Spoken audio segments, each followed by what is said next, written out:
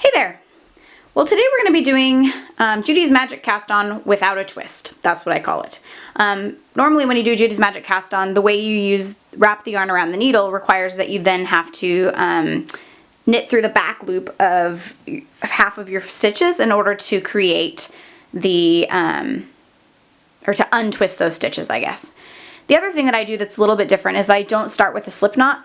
Especially on socks, I don't really like the way that the knot feels on my toes. I'm picky like that. So if that's you, you're going to want to do this first couple steps like I'm doing it. If that's not you, if you don't really care about the knot, then you're going to skip these first couple of steps and just go ahead and do a slip knot on the bottom needle. So to start, we're going to hold our needle. We're going to hold them so that they are parallel to each other in our right hand pointing towards the left.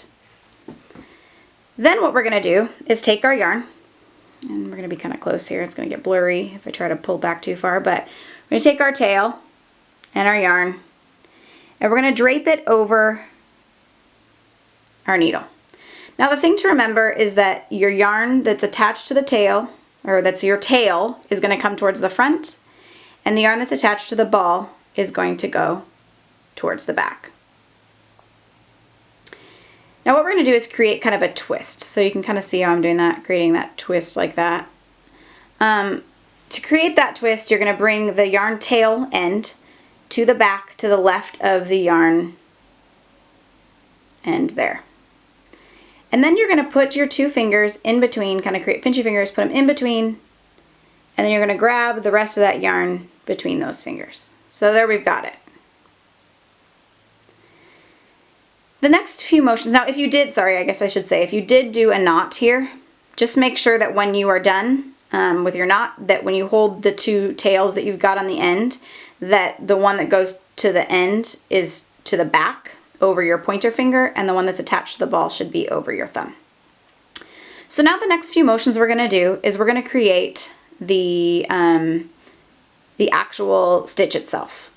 So we've got one on our bottom needle. To create the stitches on the top needle, we're going to be using the yarn that's over our thumb. And to create the stitches on this bottom needle, we're going to be using the yarn that's over our pointer finger. So to create that top stitch, you're going to turn your needles so they're kind of pointed downward. Now scoot that other stitch kind of closer to the end. Pointed downward, you're going to grab up and over. So you go between the two needles and then over, and then go back to your rest position. Now I should have mentioned that before as well. This is your rest position. That position we start with is our rest position. And between each of these stitches, I definitely recommend going back to the rest position, just until you get the hang of it. Now to do this bottom needle, remember it's the yarn that's going over our pointer finger that is responsible for that. We're going to tilt it up, bring that yarn from the bottom of the needle and between, and then go back to our rest position. For that top needle, again, tilt it down, bring the yarn between, up and over, and back to our rest position.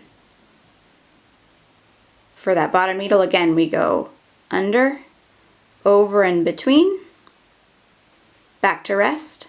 Then we go for that top needle, between, around, and over. So we have now 6 stitches on our needle. The last thing to remember when we do this is also, so I'll do a few more, is also that we need to end with the yarn attached to our top needle. That's going to be our final stitch. If for some reason you're casting on an odd number of stitches, you would start with the yarn draped over the top needle instead of the bottom needle, but everything else would be the same. So again, we ended with that final stitch being, sorry it's blurry, right up here. Now we're going to take our yarn ball end, the long one, and to start knitting it, kind of hold them in place, and you're going to pull out the needle that was last used for wrapping those stitches. And you can see how it creates kind of a twist around that one. It's not being held in place really by anything, and so it's important to make sure you're leaving that there. It looks wrong, and for a lot of people that's kind of confusing, but I promise it's where it belongs. And then that's why we want that to be the last stitch used, is with the yarn that we're going to be using to knit, because then what that does is when we knit that first stitch, it now is snug in place. And again, we knit.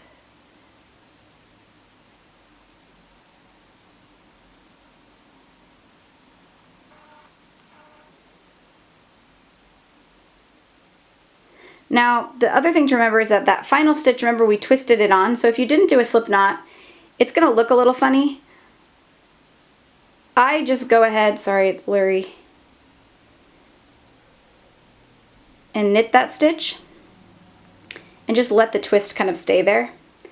And the reason I do that is because it's going to keep it a little tighter, and you aren't really going to notice it. So hopefully that helps you a little bit with that. And yeah, happy knitting!